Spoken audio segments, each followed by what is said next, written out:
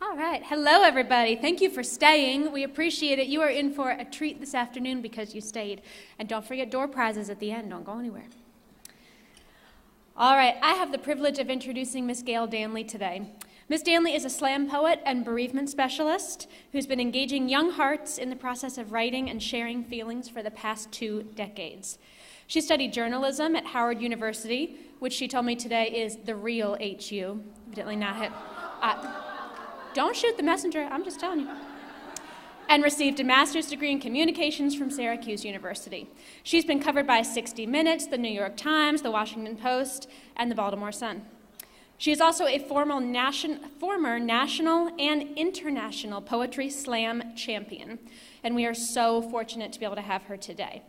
I actually had the pleasure of working with Gayle personally many moons ago when I was an English teacher in Maryland. And she has just stayed in my mind ever since. I vividly remember sitting in our auditorium, and I was a middle school teacher at the time, with about 200 6th through 8th graders. And you know, of course, they come in and they're slumped in their chairs, and they don't want to be there because they don't want to be anywhere. You know that's true. And they're kind of listening to her, and they're trying to talk between themselves because they think all adults are like deaf and blind, and we can't see and hear what they're doing. And then she began.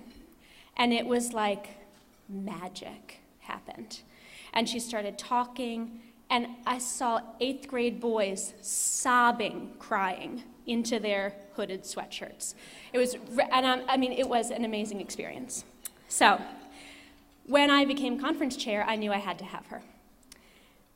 So I had been waiting for this moment to introduce you all to this amazing woman. If you've never experienced slam poetry or the energy and the deep emotion it invokes, you are in for a treat today from the best of the best. So thank you for being here, Gayle. It's a dream come true for me, and it's an honor to share you with a room full of incredible school counselors who create connections for kids every single day. So please join me in welcoming Gayle Danley.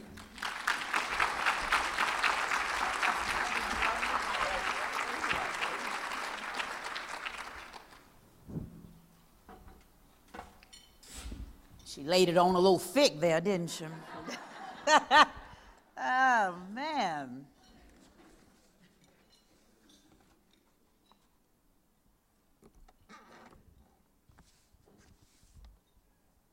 When I was in 2nd grade, I colored everything black. That's so this girl, this beautiful girl, named Cosetta Sims. Y'all say her name for me. We down south. Let me hear it. Cosetta. We're down south. Come on now. Bring it up from the belly. Say Cosetta Sims. I used to give her all my crayon. Red and yellow and purple and green and blue and lavender. Because I wanted her pictures to be beautiful, like I thought she was. All day long in my little desk, I used to sit and I used to stare at Cosetta. You know who she looked like? Y'all know Taylor Swift. Covered in chocolate. She had one ponytail kissing each of her shoulders, separated by a part so straight. Her mama must have used a ruler to make it her mama. The magician, ta-da. Her mama knew how to oil and how to brush and how to plait a little black girl's hair and make it grow 2 inches every 2 minutes. You know what? I used to imagine Corsetta's mama combing her hair every morning and whispering, "Mama, love her baby." Into the ribbon. Can I be honest with y'all, please, this afternoon? Dirty dishwater was the only mirror I ever saw. Even my dishwashing liquid was mean to my little hands and my own hair. None of us likes our hair. We think about our hair too much. My hair, never cuddling next to the yarn my mama would twist on it at night, my mama. Mama would slam dunk my head to the floor. Mama would put 2 pigtails on my head. Mama would make me go to school. looking like a Teletubby. Listen, and she'd slide a stocking cap on top of the pigtails to make the pigtails sit down. So for the two of you in here who know what a stocking cap is, I would go to school with that little stocking cap line. Circling my peanut head. Look at Gayle. Gayle looks funny. Corsetta looked perfect. And I was perfect too. Yeah. I was a perfect loudmouth. I was a perfect smarty. I was perfect ashy knees and elbows. I was the perfect one that the teacher would grab in the hallway. Betty Jean, come look at this little girl. Come here, come here. This is Gayle Danley. Gayle can read on an 8th grade level. Yes, she can, Betty Jean. Read something for Betty Jean.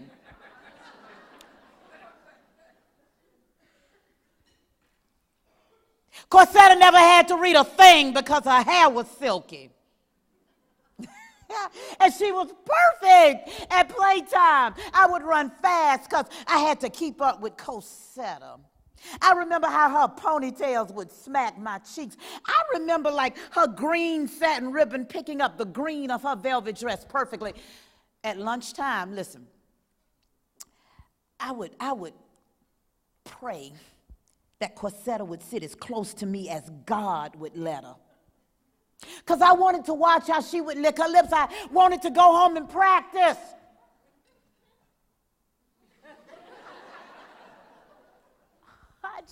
I just wanted to look in my mama's medicine cabinet mirror and she was so perfect. I never dared ask her to be my friend because I knew that her answer would be, no, you are not worthy.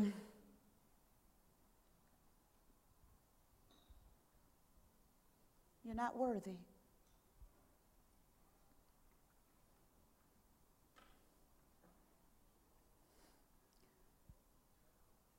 Well, 10 years ago, I saw Corsetta at the high school reunion. I walked in like I was Beyonce. Guess who I saw first? She couldn't take her eyes off this. I had changed. I had morphed into 140 pounds, give or take, of confidence and cleavage and class. I went up to Corsetta and I said,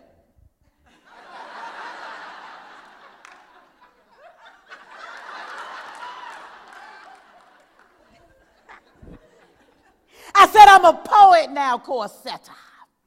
Yeah. I said, yeah, baby, I go all over the world and I show young people the power and I show them the beauty of words. And all Corsetta could look at me and mumble was, oh, well, that's really nice, Gayle. I mean, Gayle, come on, we always knew that you would be somebody special, whatever. You know what, y'all? I didn't even care.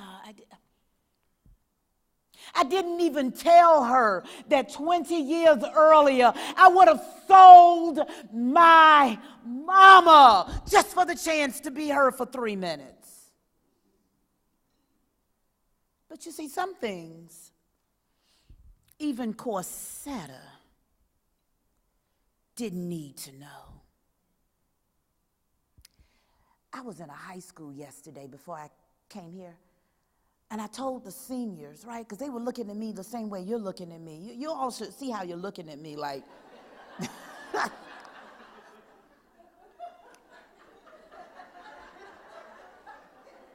And I told them, I said, whenever you stand up in front of people, or whenever you're doing what you're doing, whenever you're doing your job, right, you're being your mission, you should always be lush. Isn't that nice? Lush.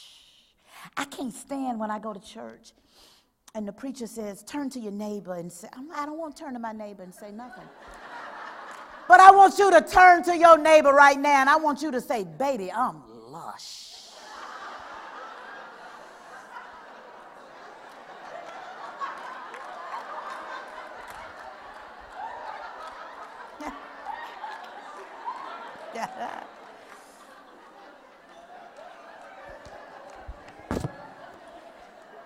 When you walk, into the school, right? And you take your place, and that one, that one, she comes to knock at your door because she needs you, and you open and you answer. Oh, baby, you are lush. Whenever you're bringing something beautiful to somebody's life that they would ordinarily not receive, you are lush. You're so lush.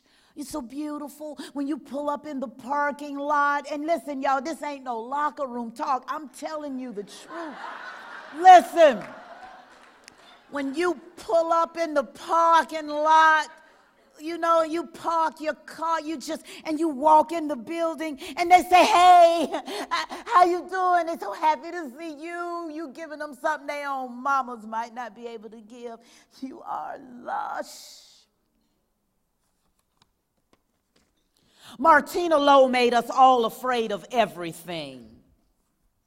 The violent squeak of locker doors slamming, the sly slosh of red jello in a tray held with quivering hands, the malicious wink of portables rusting in an angry sun, maniac hair vacant in spots, no heart in her eyes.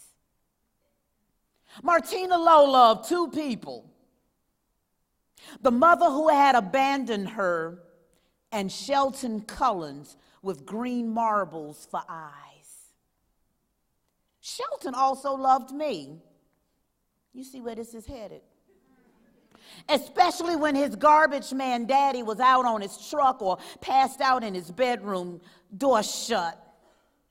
At A-lunch, over the hood of my sloppy Joe, Martina found my eyes, screwed her right fist in her left hand. You see what this is? A warning shot. You better leave my man alone. My throat rose up in my mushroom hair. The milk cartons had my back. She never hurt me. Thank God for the cafeteria ladies. Thank God for Shelton, who had told her to stay as far away from me as the distance between a middle-class neighborhood and the projects. Her husband killed her. I never would have wished this on her, but some of us never learn. A screwed palm makes a screwed life, and no man is worth dying for, even if his eyes are as green as the promise of a house with a well-clipped lawn. Isn't that nice? Let me give y'all a chance to applaud. My goodness, you've been holding it in. Go ahead and let it out. I'm sorry. I'm sorry.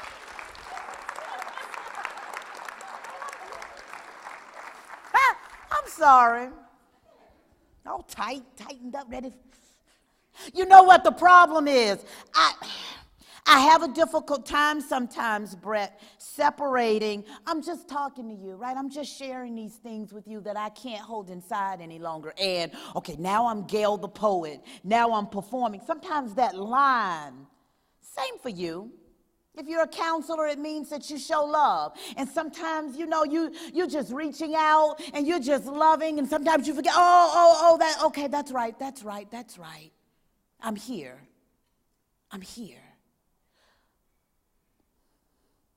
Lush.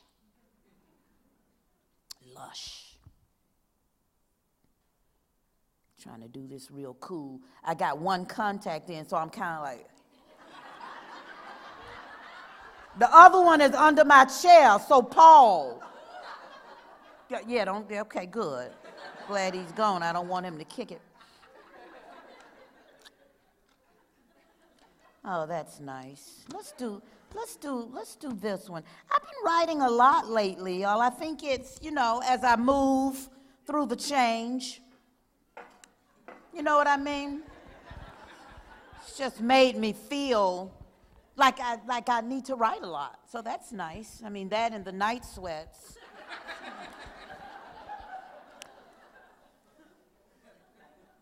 You know about the night sweats.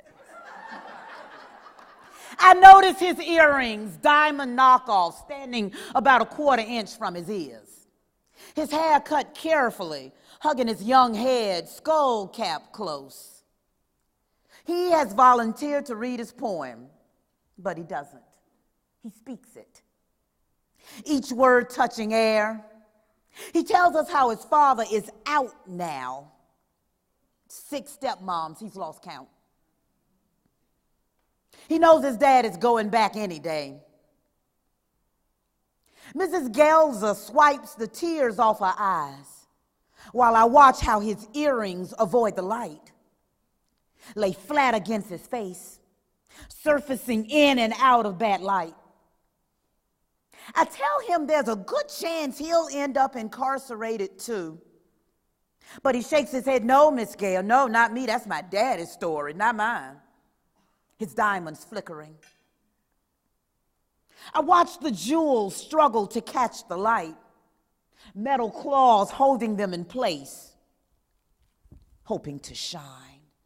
I write all the time, right? I write coming down 95. Many years ago, I was hired to come to Richmond and go to Broad Street. Anybody know what's on Broad Street in Richmond? Y'all do? Y'all like, yeah, really? Yeah, right, okay, wow. And there was no way in the world I was going to have that experience and not write about it. So this poem is dedicated to all of you all who know what's on Broad Street in Richmond. The poem says, I am just like you. When it's nighttime and them thug boys walk up on me, I'm just like you. Shoot. I cross the street and I clutch my pocketbook to my side and I start praying, God, please, please do not let these boys follow me to my car. But this time it's daylight and I'm still scared. Because I'm at the Richmond, Virginia Juvenile Detention Center. Prison across the street. I've been sent here so I can show these 14 little cocoa-colored boys how to express themselves. You know what, y'all? I have a reputation. They say that if Gayle Danley can't bring the feeling out of a group of young fellas, you might as well lock them up and swallow the key. I was so scared. The security guard took my keys and locked me behind 12 metal doors. His big old gun on his hip. Sit down, Miss Gayle, and just relax. I'm going to go get the fellas for you. I told him, you take your time. First thing I noticed, orange uniforms. Y'all, we got to do something about this. I digress. Orange uniforms, broken eyes, disorganized hair. And I notice how the fellas keep their hands at the base of their spines even though they don't have any handcuffs. So the security guard says, sit down and shut up. This poetry lady gonna do a poem for y'all.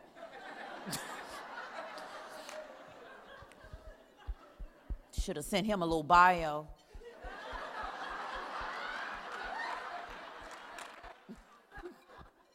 So I stood up, right? My knees were knocking like a pot of popcorn. And I did my poetry, because this is my job. Okay, so I started with the poem about this librarian dude I used to date with the bunions and the hammer toes and the crust at the rim of his foot. And the fellow started laughing, right? Then I did my mama poem. And I got real close to him. Because I wanted them to see what a black woman smells like when she's not scared anymore. I wanted them to write anything. Pencil and paper, boys, it's time. Get it all down. Security guard said, no, it's time for you to go. Gayle, I told you before you came in here, These boys don't get pencils. I told you that. I told you pencils are considered deadlier than guns. You're done. But I watched a tear creep down a little boy's cheek.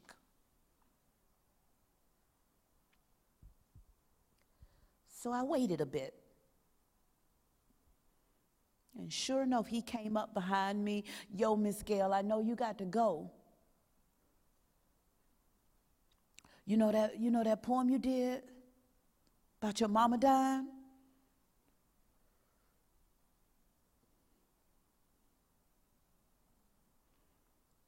My mama died.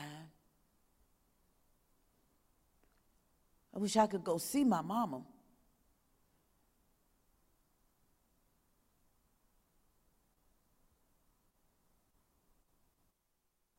I didn't know what to say to him.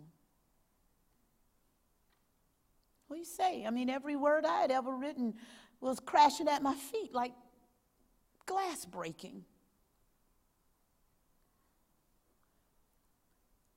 How about you write your mommy a poem? I bet your mommy would like that. Come on, y'all. Who am I kidding? He doesn't have a pencil. It didn't matter. I was just a grant that someone had written. I got my jacket and got to that parking lot there. And as I cranked up, I heard those cell doors slamming.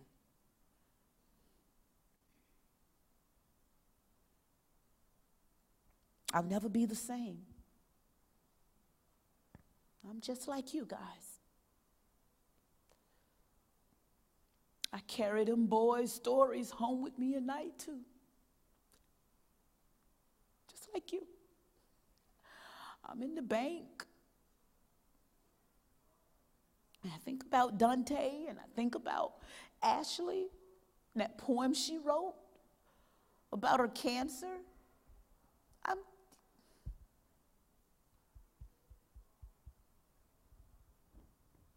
I leave my house and I say, God, please go with me today. Please help me say something that's going to save somebody's life. Hoping that this one time, that young man down there in Richmond is going to finish his sentence.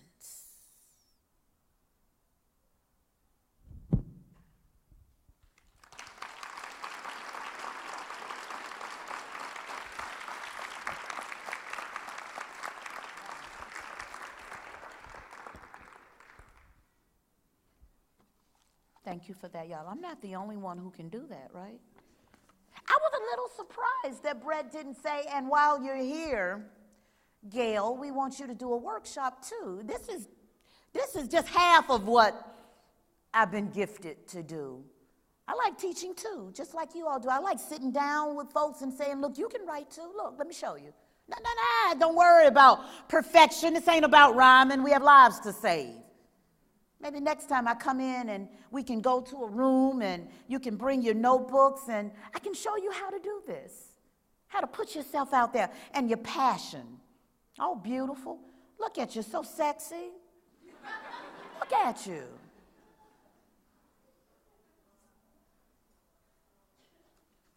Do a few more and then I'm going to drive back to Silver Spring. Are you all okay? You good? It's been been a little rough lately, hasn't it? We still getting up every morning.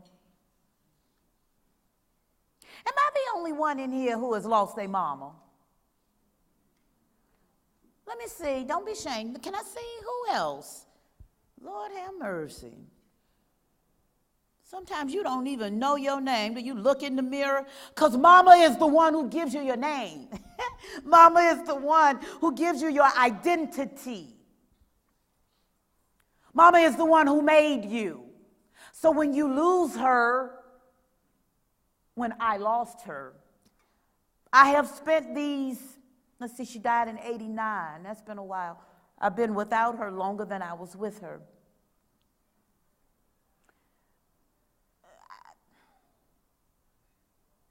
I ain't never getting over that. And you know what? The children, they when they lose their mamas, they have a hard time too. You know that. They come to you. They come to you. Keep the door open. Keep the door open. This is for all of us in here who have had to wave goodbye to somebody and you wish you had gone first. Oh, man, that woman doing all that sad stuff. You got your mascara and things on. I'm sorry, ladies. Next time you know.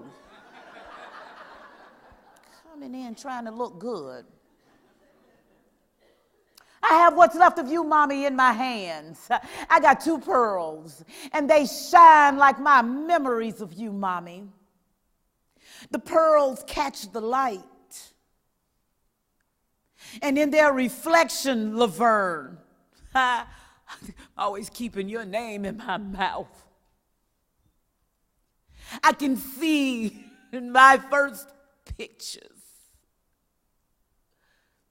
I was 6 months old, Mommy, when you decided you could no longer live without me. You couldn't have any children. I was her big sister's baby girl, but all she wanted was a daughter. I got a Lucille, give me Gayle.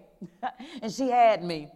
She put me on her shoulder under a green blanket. And from that moment on, nobody ever called us auntie and niece. Everybody called us mother and daughter. 2 pearls is what I have left of you, Mommy. Look, Mommy, I ate all my food. You know what, Daddy? If you hit my mama again, I'm going to kill you because don't nobody hit my mama.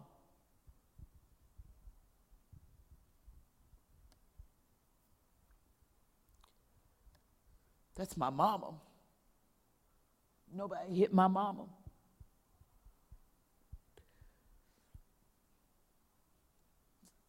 Some nights I would escape and go to my girlfriend Frida's house and play Monopoly until the street lights come on, until Mama came home. Mama came home to Frida's front door with a belt in her hand.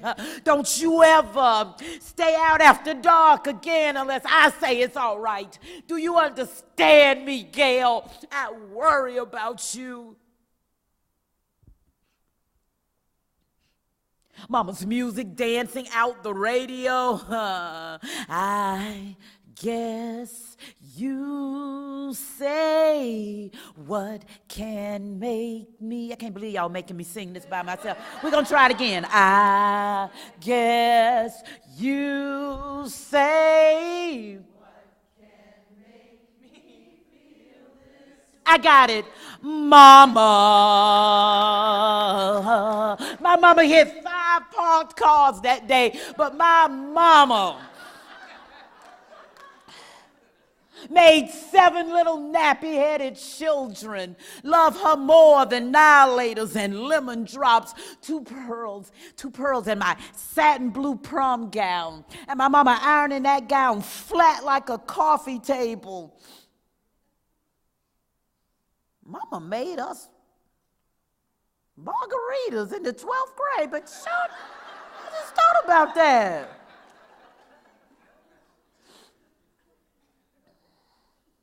Hurry up and get dressed. You're so slow. You're going to be late for your own funeral. Put this little dress on.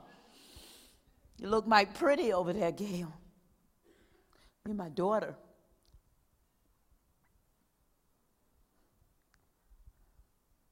They said it was lung cancer.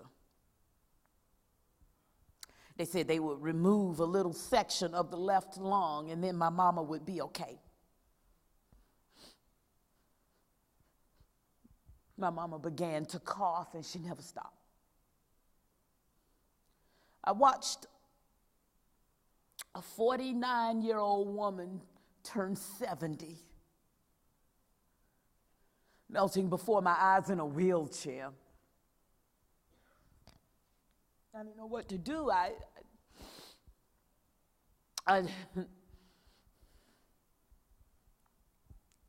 wanted to shake the wheelchair. I wanted to take the hospital bed back to the hospital. It didn't belong in her bedroom. I have 2 pearls, y'all, because Laverne Bradley loved me. I have 2 pearls. For that red wool coat she gave me that not even Jesus could make me give away. I have 2 pearls, one for the life that she gave me. and one for the life that I gave my 3 children because I wanted to be somebody's good mother. So the classroom was really dark, right? And I was watching a film. I didn't want to see my roommate come into the classroom. It was so cold. Excuse me, Gayle, I have bad news. Gayle, excuse me. Your uncle called Gayle. He said you need to get home very quickly.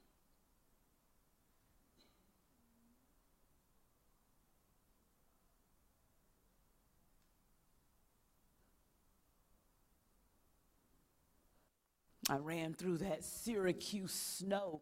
It was so cold, right? So I was running. I was trying to catch up with Mama. I fell on the snow. My knees left a tiny trail of blood. I was trying to get to her so that she could hold me in her arms and memorize my smell for the rest of her life.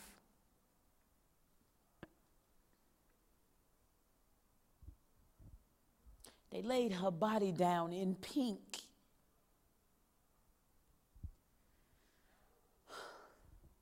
Mama had a mole on her forehead I never knew was there. I kissed it.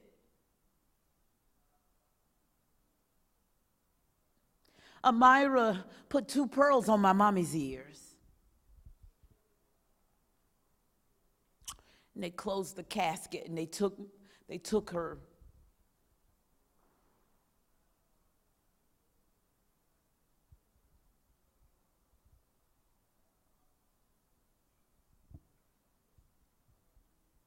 Keep your door wide open. You don't know what your children are going through.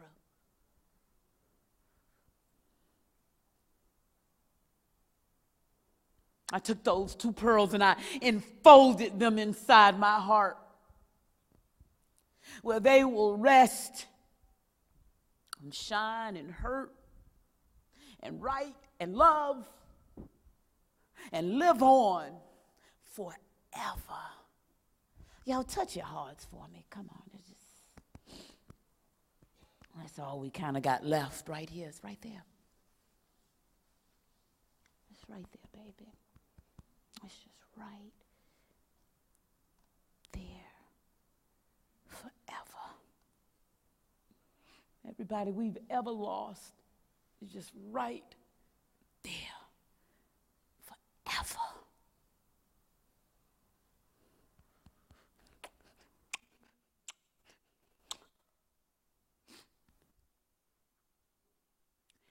Inside our hearts.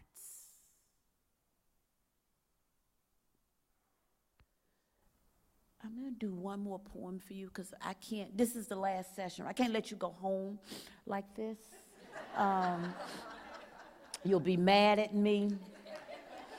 I left for school last month and it was so beautiful. You know, I got to the last poem and I was like, right here inside our hearts. And then I went outside and my tires were slashed. And I know who did it. I know who did it. It was the math teacher. It was. I know it was Mr. Johnson because he didn't want to go back to 5th period all emotional, all messed up. Are you all okay? I'm just saying, be lush and keep the door open. And you know what? When you having a drink later on this evening, have a few drinks. You know, have a drink. Have a drink. And your friends, the one making all that money, ain't doing nothing. Work an hour and 10 minutes a day. And your car is in the parking lot like that's where the car lives, right?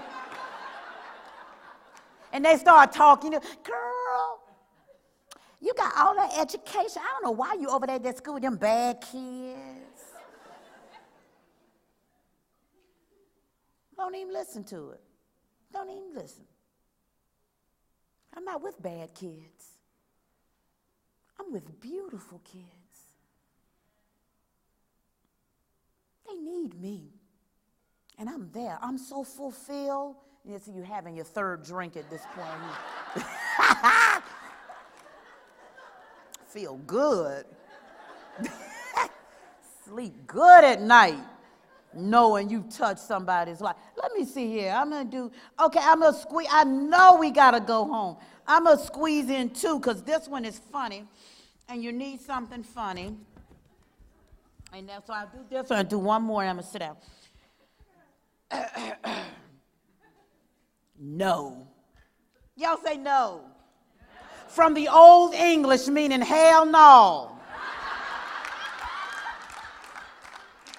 As in hell no, I don't want to eat lunch with y'all. What is this, junior high? No.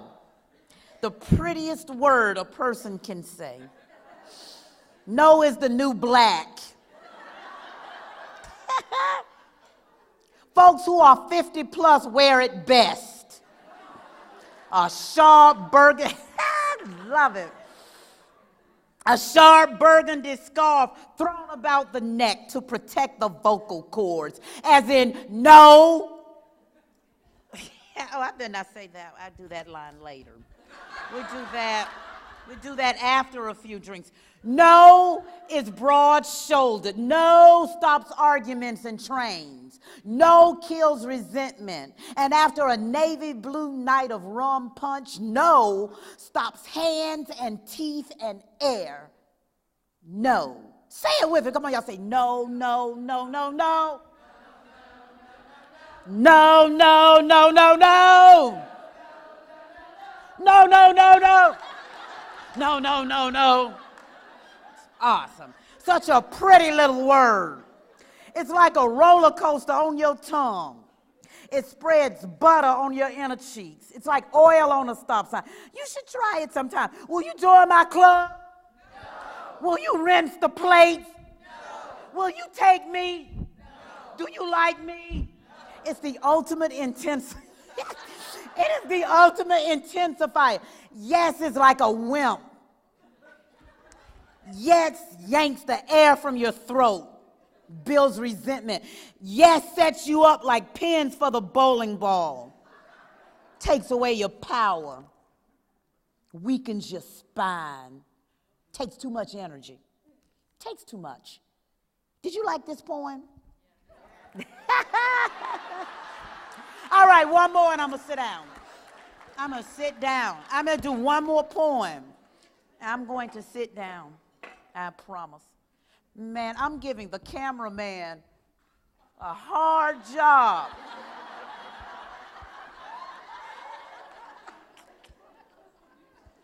Mr. Kevin Knowles, y'all, he's local if you ever need him for your event. So there he is. Wave at them, Kevin. My husband and my husband's poet friends write lots and lots and lots of poems about superheroes, right? And since I missed the superhero class, I sit in the back of the poetry reading feeling unhip and uncool, right? I don't know them. I don't care to know the superheroes. Here's my list. You ready? Number one, my Aunt Ruth. Because she had this little black church pocketbook, and it grew dollars. Baby, I got a little $50 for you to take back to school, and those dollars turned into my master's degree. So we better applaud Aunt Ruth. Lord have mercy. Listen, superhero number two, my Uncle Claude. Uncle Claude is 85 years old and 9.5 months pregnant.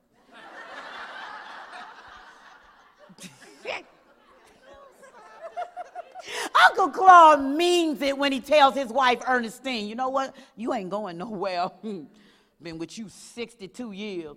And you think you gonna walk out that door? I will drag a dirty blanket up beside you, and I'm gonna sleep wherever you go. Superhero number three, my poodle, Jocko. He looked like a curly afro sitting on the green grass of home. Jocko never stopped waiting on my yellow school bus every day 3:17 p.m., there he would sit. Even when he got old and arthritic, even when he could no longer hold his pee, Jocko waited for me. What number am I on? I'm on 3. No, I'm on 4. Aunt Ruth, Uncle Claude, Jocko, keep up. Number 4.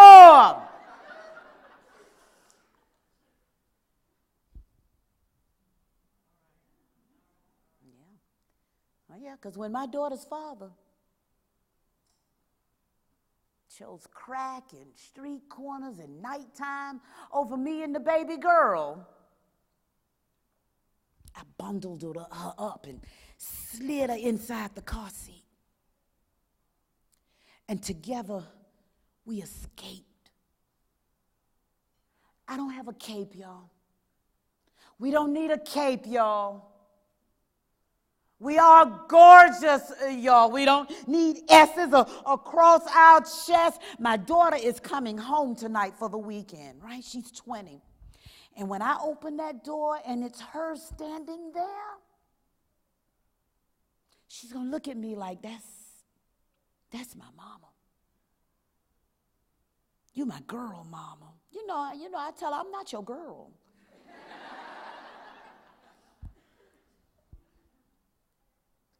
She looks at me like that, like, thank you, mama. I love you, mama. I really do. So my husband and his little poet friends, they can keep their Batman and their little Supermans, and who am I leaving out? Spider-Man. She's a good one. Because I'm going to stay right here on the ground, y'all. Just like Wonder Woman. Y'all, thank you so very much. Thank you.